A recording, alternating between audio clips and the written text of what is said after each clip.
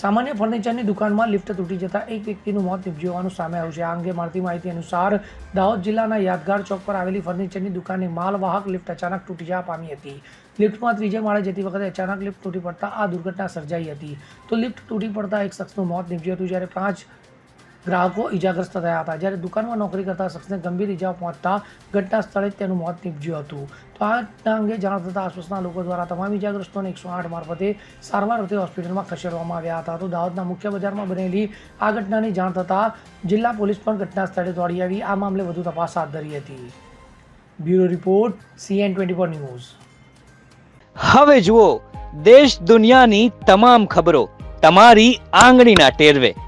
ઉઠાવો મોબાઈલ અને Google Play Store પરથી ડાઉનલોડ કરો અમારી CN24 ન્યૂઝ મોબાઈલ એપ.